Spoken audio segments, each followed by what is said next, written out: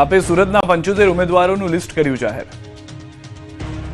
આમ આદમી પાર્ટીએ સુરત મહાનગરપાલિકા ચૂંટણી માટે પોતાની પહેલી યાદી જાહેર કરી। આ યાદીમાં સુરતના 75 ઉમેદવારોના નામ જાહેર કરવામાં આવ્યા। આ અંગે આમ આદમી પાર્ટીના સંગઠન મહામંત્રી મનોજ સોરઠિયાએ વિડીયોના માધ્યમથી જાહેરાત કરી। 75 ઉમેદવારોની પ્રથમ યાદીમાં પાર્ટીએ જ્ઞાતિગત સમીકરણ, સામાજિક પ્રતિષ્ઠા અને શૈક્ષણિક લાયકાત ધરાવતા ચહેરાઓ પર દાવ ખેલ્યો। આ યાદીમાં પૂર્વ કોર્પોરેટરોથી લઈને એડવોકેટ્સ અને સામાજિક અગ્રણીઓનો સમાવેશ કરીને આપે ભાજપના ગઢમાં ગાબડું પાડવાની તૈયારી કરી।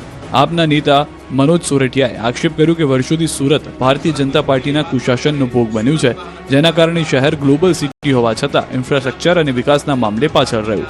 આ સાથે જ પાર્ટીએ દાવો કર્યો કે સુરત ગુજરાતની એવી પ્રથમ મહાનગરપાલિકા બનશે જ્યાં આમ આદમી પાર્ટીનો મેયર સત્તા સંભાળશે। પ્રાંતિજ તાલુકા ભાજપના કોષાધ્યક્ષ હાર્દિક શર્માએ પદનો અસ્વીકાર કર્યો।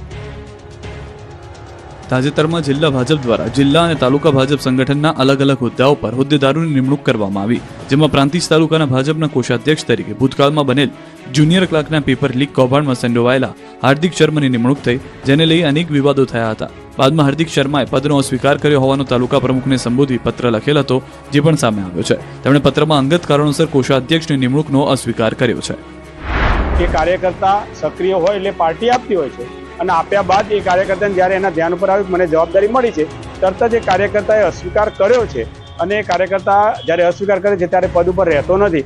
એના વ્યક્તિગત કારણોસર એની ક્યાંય પણ હોય તો એ પાર્ટીના ધ્યાનમાં દરેક વિષય હોતા પણ નથી।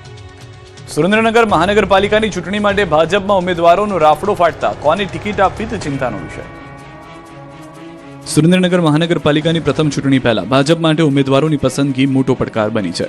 કુલ 13 વોર્ડની 52 બેઠકો માટે 490થી વધુ દાવેદારોએ ટિકિટ માટે અરજી કરતા એક બેઠક પર સરેરાશ 9 ઉમેદવારો વચ્ચે જંગ સર્જાયો છે। નમો કમલમ કાર્યાલય ખાતે યોજાયેલી સાયન્સ પ્રક્રિયામાં કાર્યકર્તાઓ, આગેવાનો અને પૂર્વ નગરસેવકોની ભારે ભીડ જોવા મળી। નો રિપીટ થિયરી, 60 વર્ષથી વધુ ઉંમર અને સતત 3 ટર્મ પૂર્ણ કરનારને ટિકિટ ન આપવાની શક્યતાઓને કારણે જૂના નેતાઓમાં ચિંતાનો માહોલ છે, જ્યારે નવા અને યુવા ચહેરાઓને તક મળે તેવી ચર્ચા જોર પકડી રહી છે। આ પરિસ્થિતિમાં ભાજપ માટે યોગ્ય ઉમેદવાર પસંદ કરવું લોઢાના ચણા ચાવવા જેવું બની ગયું છે।